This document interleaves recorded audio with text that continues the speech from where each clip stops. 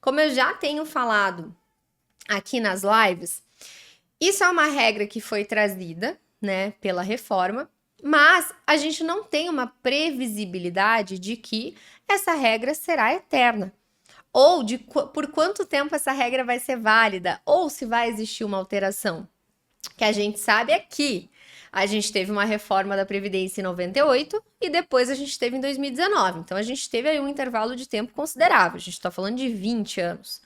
Mas pequenas alterações podem acontecer, mas não é uma coisa tão rápida, sabe? Não é algo que da noite para o dia a gente vai ter uma alteração significativa, né? Uma alteração a uma norma constitucional, que é essa questão da regra do descarte, porque é isso que faz com que a gente possa, né, fazer isso.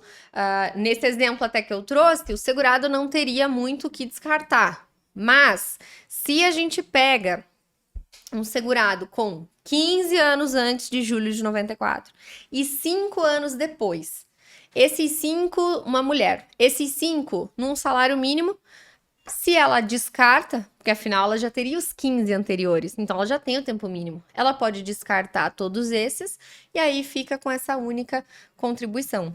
Então vocês estão vendo que, bem na verdade, a gente está falando de uma conjugação de pelo menos 3 fatores.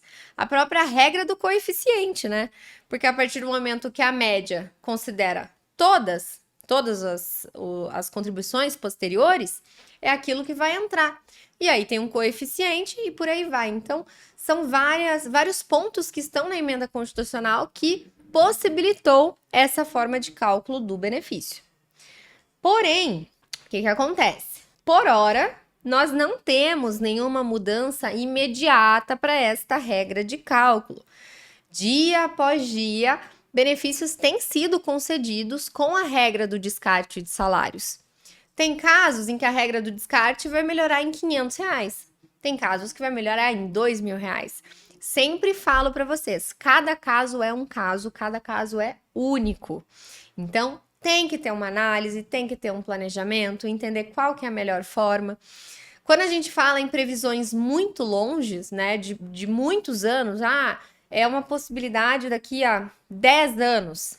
Pode ser que até lá mude, né? A gente não tem essa certeza do tempo de que a norma vai ficar vigente. Mas o que a gente sabe é que não é uma alteração que pode ser feita da noite para o dia, porque existe todo um trâmite que precisa acontecer.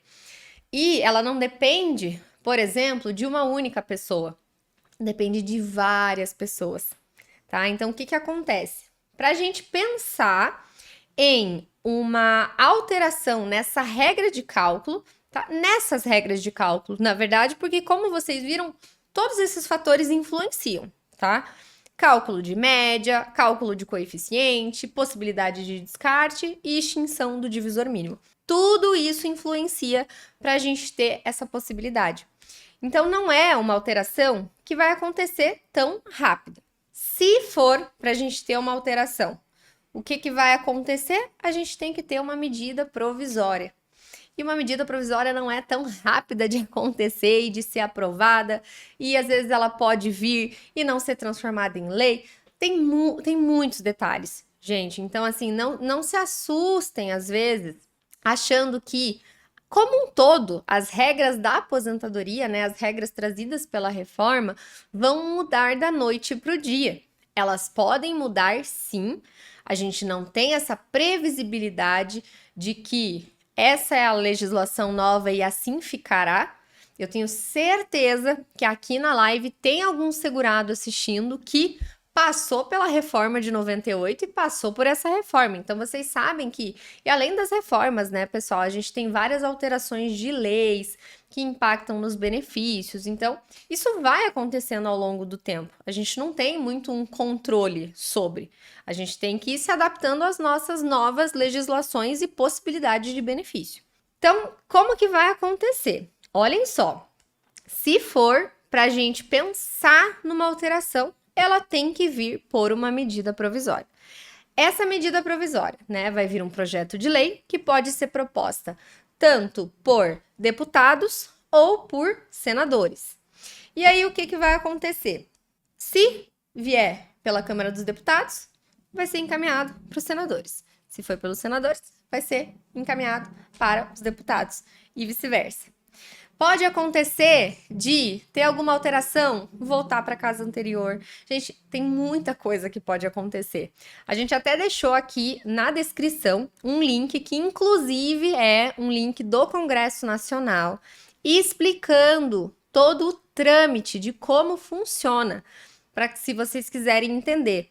Então, ali na descrição já vai ter, vocês vão ter acesso, tem até tem ilustrações de como que funciona, fica assim bem bom para o entendimento, né? Então, passa pela Câmara, vai para o Senado, pode voltar para a Câmara, aí tem a promulgação da medida provisória.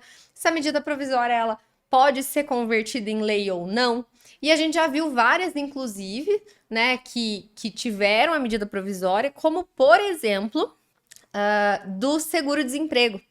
A gente teve uma medida provisória que previa que haveria desconto de contribuição previdenciária no seguro-desemprego.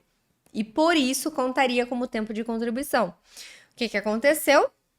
Essa medida provisória não foi convertida em lei, então perde a sua eficácia. Então, se vocês tiverem qualquer curiosidade sobre o trâmite, entrem no link. Assim, é de muito fácil entendimento. Vocês vão entender como não é algo tão rápido, ok?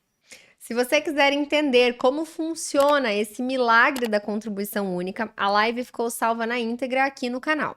E já aproveita para se inscrever no canal, deixar o seu like e ativar o sininho para não ficar de fora de nenhum conteúdo que a gente compartilha por aqui. E fiquem à vontade também para enviar sugestões de temas aqui ou em nossas redes sociais, no Facebook, no LinkedIn e no Instagram. Muito obrigada!